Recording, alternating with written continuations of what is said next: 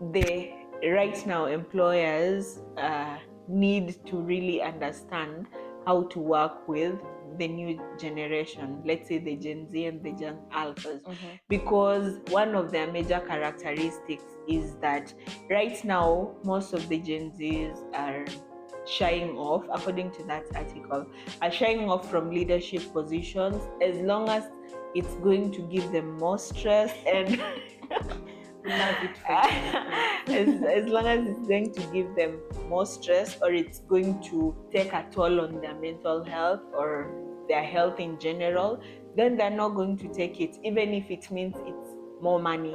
And they were saying most of the people in this generation really take up jobs or really do things out of purpose because they want fulfillment from it. They just don't want to chase the money, but they want to create impact, no matter how small it is.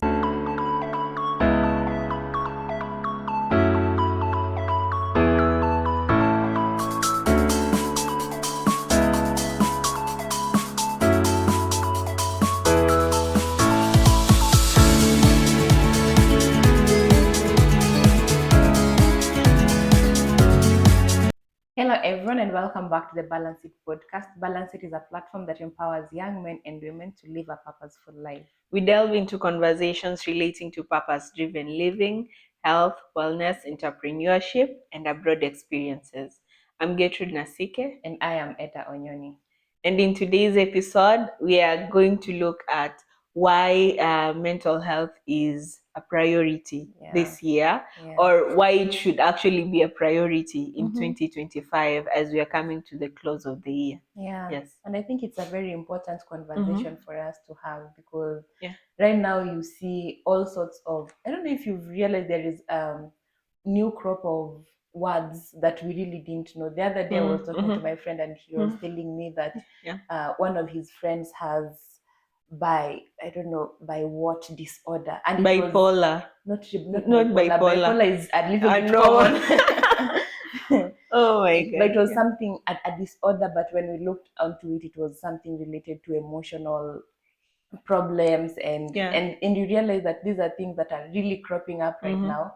And that is why it's actually very important for us to have this conversation, and also in the digital era that we are in right now. So you find that most people are just sitting at home by themselves and on their laptops. So it's important for us to take care of our mental health. Yeah, they normally say right now, like mostly this generation is hyped generation, and you're outside you're very happy, but inside you're so alone. Yeah. Which is actually very true. True. Especially when you find that you're always mostly maybe just relating with people on social media, and maybe you're out at home alone. You find that once you log off the social media, then you actually feel the real weight of loneliness at that point. And that's also very important as to why we should look at it. Yeah, that's true. And I would just say some of the pointers. I would say as we're seeing also with this current generation, you would find this hustling culture, or not even, let's say, a hustling culture. We in this generation, we really want to do well, we really want to achieve great things, and we do this also at the expense of maybe our mental health, at the expense of our energy, because we just keep pushing. Someone just says, keep pushing, stay consistent. But sometimes you're really drained, you're burnt out, but you're telling yourself, let me just keep pushing. But now you realize that's a big reason as to why you should take a step aside and really examine how you are mentally at that point, because it's going to ultimately affect even whatever you're trying to achieve. Yeah, that's true. I remember the other day I was at work and I was so stressed. And you know what I did? I just decided I'm just going to flip off this laptop and just go take a walk. Just for myself, for my mental health, because once you deliver that report, that's it for them. But what about you? True. What do you remain with? True. It's so much true that even if we are continuously hustling, we are also taking care of our mental health. Yeah, very true. Yeah, something else that I could say, maybe attached to it, is the adulting life.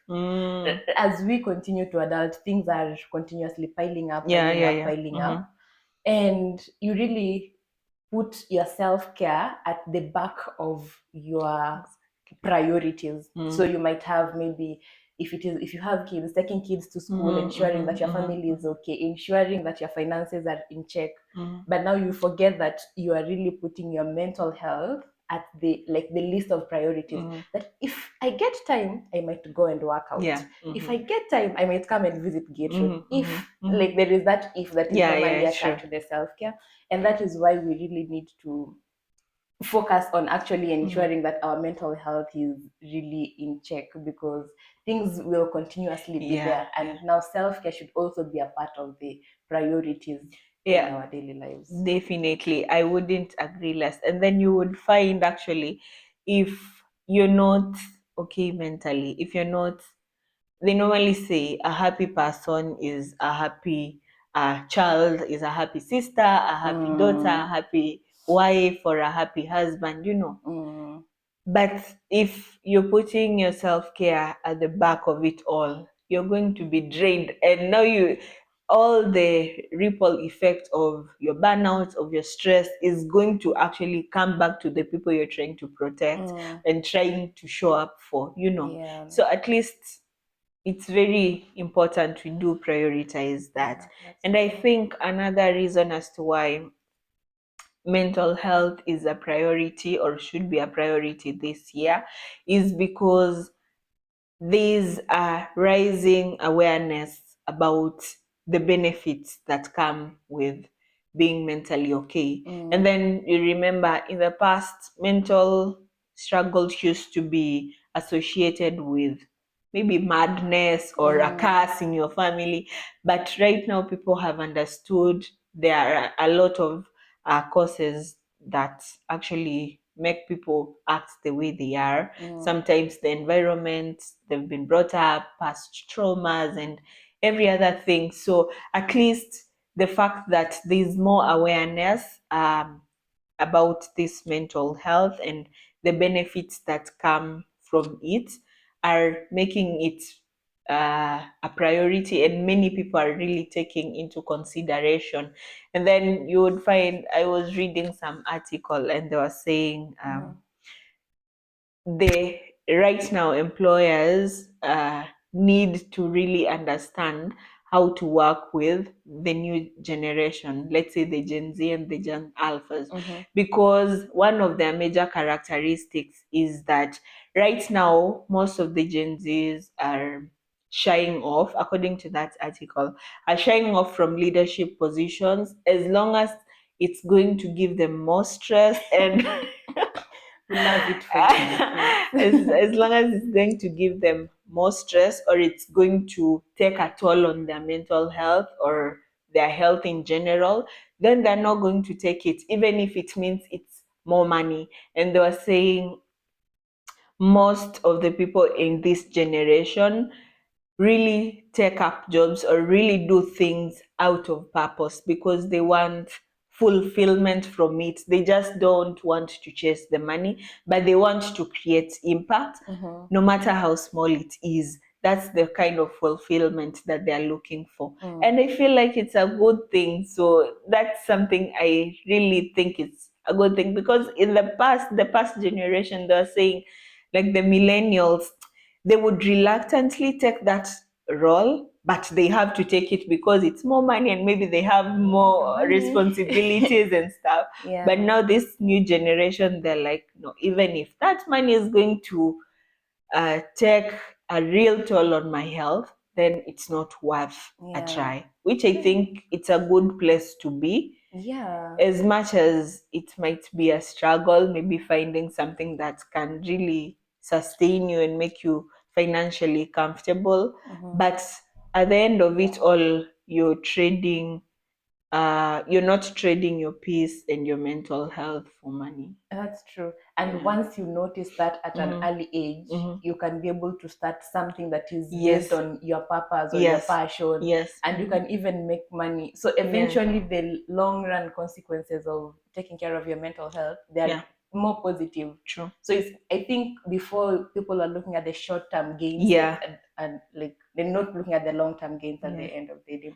Yeah, because you can imagine maybe doing something or looking at the short term gain. Yes, I'm going to get this 1 million right now.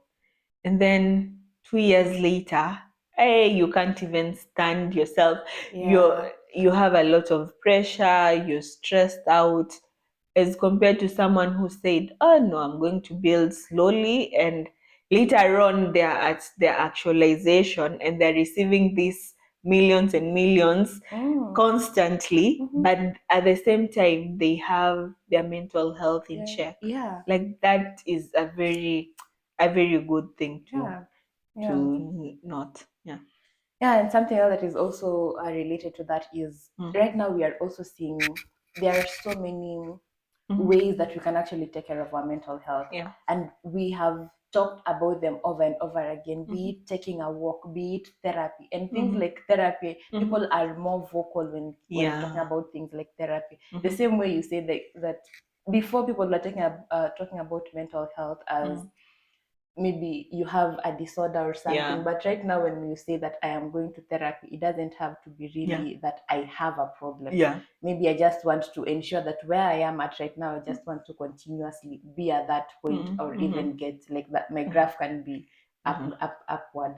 So I think we have all these things that can actually be able to help us be more mentally conscious and more mentally sound compared to before. So when we talk about things like therapy, we have Connect Hub. When we talk about things like therapy, there are so many therapists coming up right now. We have so many coaches coming up right now, like life coaches. We have all these things, different things at our disposal, and some are free and they're easily accessible.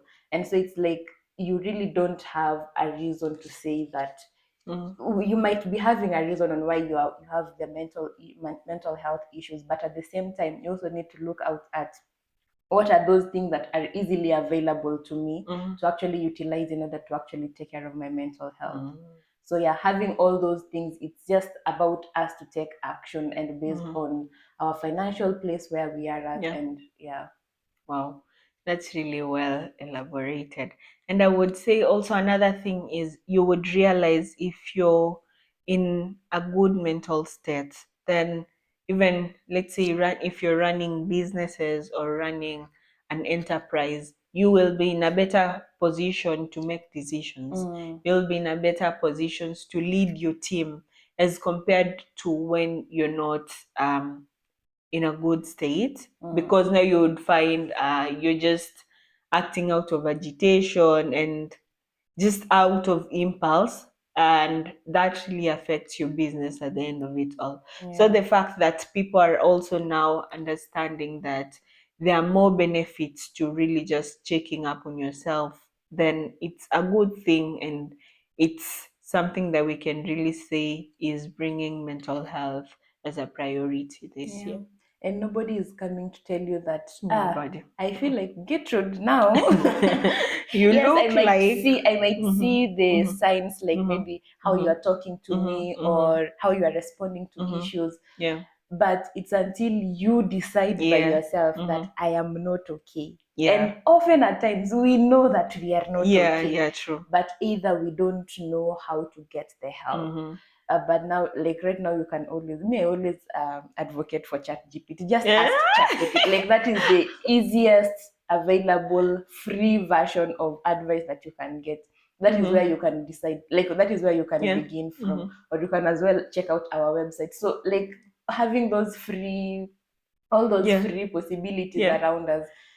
I feel like we have all those things that we need to actually focus on and actually put focus on them and be able to get the help that we need. It actually reminds me of an article I also read about like the CEO of OpenAI sometime this year. He was saying that research actually shows most of this new generation are asking ChatGPT for life advice, like literally life advice, like here, this is where I'm at, and da da da. What should I do? I have done that so many times. So you're part of the statistics. Yes. And it actually gives you feedback that maybe you had not seen from a different angle, or you just go specific to the specific thing that you're going through. I am feeling angry, I am feeling bitter. What could be the problem? Is it related to maybe this thing that I did in the past? Is it related to, like, you can literally have a conversation. But also on the other side, if you continuously engage with ChatGPT, the problem is that is that maybe you will lose the human touch, because also, you know, ChatGPT is something that is just programmed, so it might give you the things that are on the edge, but now in between here we still need people at the end of the day. Yeah, I think for me, normally, see, sometimes when someone is also, for me, I think how I deal with issues or problems, when I know I'm actually not okay mentally, I don't beat myself up. I accept to be down. Like, don't disturb me. Let me just grieve. Let me just be sad. Let me be at that point. Because if you're going to try to remove me from that point too quickly, then I'm not going to heal the right way. So sometimes I've never tried ChatGPT. I just normally know, because I think I know, at least I understand the process of how you can get to where you are again.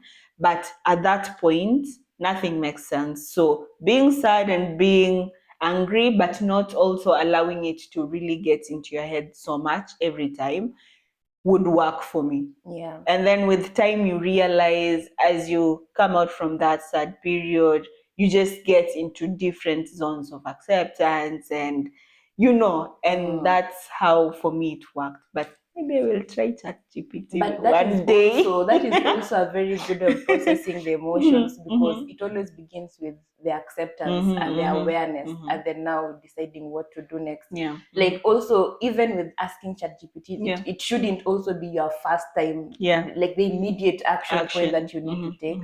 It's always like, I have thought about this. I have been in the acceptance. Yes, I have accepted. And actually, the first step is acceptance. I have accepted that this is what I'm going through. I have understood what I am going through. And then now ChatGPT can be able to help you maybe get out of that place that you are at. Because also, whatever you feed ChatGPT, that is the exact same thing that it's going to give you. So if you also don't give it like the specific things that it requires for it to give you the right advice, you will get the wrong advice. True. Wow. But I like the way you actually process your emotions, and I think that is what most people need to take up. Accepting. Most people don't accept. They don't, and I realize that's now a reason as to why you find someone 10 years later, they're still dealing with issues that happened 10 years ago. Because something happened and you're like, one day, 2 days, but I'm strong. You wake up and continue with life like nothing happened. I used to do that initially, and I realized, you would just you unconsciously refer to issues that happened before, and I'm like, no, not really. This is not how I want to be. And then there's a day I felt a total difference when I went through the actual process of actually maybe healing and just being in a good mental state. And I felt like there's a difference, because subconsciously things of the past don't even come up. When you're conversing about the same situation, things that happened with a similar situation never come up your mind. That's when you know you heal. And I told myself, going forward, I think that's how I would be doing. Like, just even if it's going to accept to be in that low moment, accept to be in that sad moment, but with time, know that you're going to get through it. Because I know if you've been there and you've come out of it before, then you probably are going to be in a good position. So I think that's also a good way to, because you're slowly processing things, to a point that now you're coming up with real actions that are not going to be just short term, but rather long term. Yeah, exactly, exactly. And also, Mm. that is something that has worked for you. And because I am also trying to be cognizant of other people, because like now the same disease that we were checking about is that people literally have problems. I don't know if it's something that some people are born with, some they just develop slowly by slowly based on the wherever that they have been brought up in. So those are like problems that also just slowly by slowly, but some people are born with. So you might find that maybe somebody else is out there and they literally don't have any control. True. Or even they really can't understand how to That's even true. accept or be in that That's position true. of not being able to know what is next. So it's also just being cognizant of that, and also just understanding what works for you. What works for you. Just what works for you, and go with that. Yeah. Something I would say that might also help is, I think if you really believe also like in God, total surrender really helps. At that point where you really don't know how to accept, you really don't understand how to start, total surrender just helps. Yes, that's Because it literally breaks you down to negative and then builds you up, So I think for people in such a situation, finding maybe a community, or even if it's just you and God, just go cry to Him in total surrender. You will feel relief even after crying, maybe. That's true. But we really hope you really get the help that you need. Yeah, and you also don't have to go through it by yourself. Right now we have therapists. As you can try as many therapists as you can, as long as you find the right one. There's a movie I was watching. The therapist was the one who was now even the one who has more problems. Oh, Because I think, I don't know if it happens, but I think also maybe after a long time of listening to people's problems, and if you're not recharging, you can easily get into that sad state, continuous sad state. Because if honestly, and if everyone is coming to tell you their problems, you won't have the strength to even be joyful, because now your brain gets tailored to like, these are the bad things that are just happening. So there's a movie, so like the therapist is the one who now had an outburst, and they're like, just leave my office. But therapists also should have therapists. And the other therapists, they should also have therapists. It's always like, I come and tell you your problem, you and tell me yours. We can either exchange ideas, or you talk to somebody else if you're also not comfortable to talk to me. And it's always like a cycle. Because Which is we a need good to thing. help each other. Because you can't always be taking the negative, because they're just you will always explode. listening. It will dilute all the positive that you have. Exactly. Wow. I think that's a really good way to end the show. Like, we really just got into a different conversation altogether, but it's really important. And in case of any issues or help, you can connect with Connect Hub. Yeah, they offer such services as well. And yeah, don't suffer alone. Don't suffer alone. And also just take care of yourself, because you deep down, you know whether you are okay or whether you are not okay. Before talking to ChatGPT, before reaching out to a therapist, ask yourself, how are you feeling? And just try to, because most of the time the answers are within. They're always within us. But now the problem is normally sometimes pride or the ego, not wanting to accept you're also human, and you can make a mistake, or you can actually go through pain. Just be true to yourself. Be true to yourself. Yeah. And definitely don't forget to subscribe, comment down below how you are able to actually how you are prioritizing your mental health in 2025. And just let us know what you guys are doing, and let's continue the conversation right there. And until next time, bye.